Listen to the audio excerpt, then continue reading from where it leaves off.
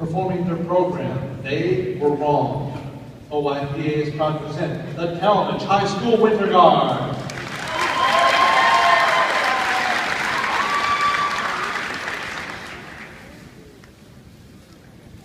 I'm not the only kid who grew up this way. Surrounded by people who used to say that rhyme about sticks and stones. As if broken bones hurt more than the names we got called, and we got called them all. So we grew up believing no one would ever fall in love with us. That we'd be lonely forever.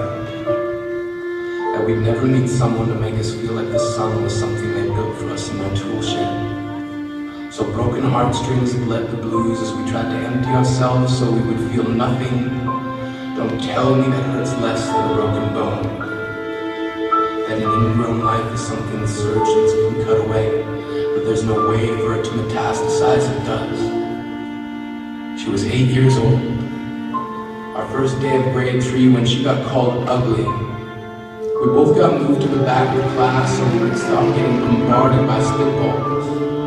The school halls were a battleground where we found ourselves outnumbered day after wretched day. We used to stay inside for recess because outside was worse.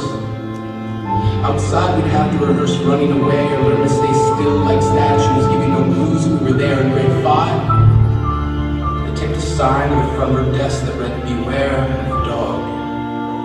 To this day, despite a loving husband, she doesn't think she's beautiful. Because of a birthmark that takes up a little less than half her face. Kids used to say she looks like a wrong answer that someone tried to erase but couldn't quite get the job done. And they'll never understand that she's raising 2 kids whose definition of beauty begins with the word mom. Because they see her heart before they see her skin. Because she's only ever always been amazing. It was a broken branch grafted onto a different family tree. Adopted. Not because his parents opted for a different destiny.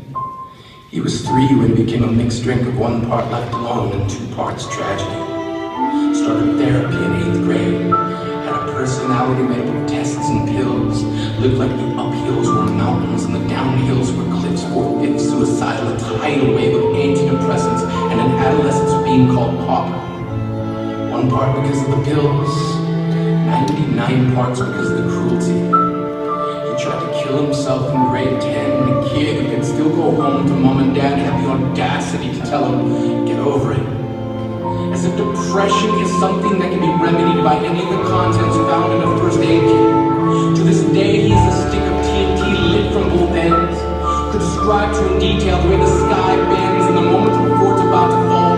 And despite an army of friends who all call him an inspiration, he remains a conversation piece between people who can't understand. Sometimes being drug-free has less to do with addiction and more to do with sanity.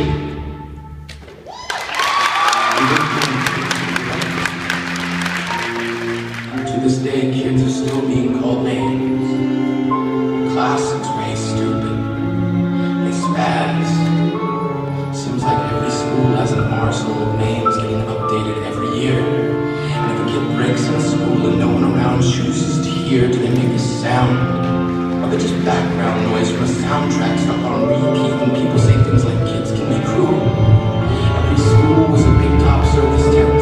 And the pecking order went from acrobats to lion tamers, from clowns to carnies.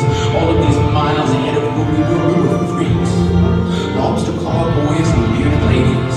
Oddities, juggling depression and loneliness, playing solitaire, spin the bottle, trying to kiss the wounded parts of ourselves to heal. But at night, while the others slept, we kept walking the tightrope. It was practice, and yes, some of us fell. But I want to tell them that all of this is just debris. Left over when we finally decide to smash all the things we thought we used to be. And if you can't see anything beautiful about yourself, get a better mirror.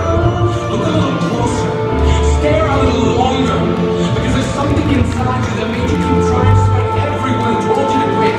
You get the cast around your broken heart inside of yourself and said, you were wrong. Because maybe you didn't belong to a group. For basketball or everything. Maybe you used to bring bruises and broken teeth to show and tell but never told. Because how can you hold your ground if everyone around you wants to bury you beneath it? You have to believe that they were wrong.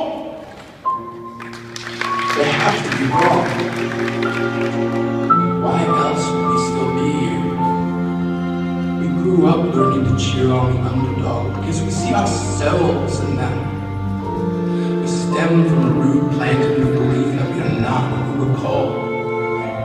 We are graduating members from the class of we made it.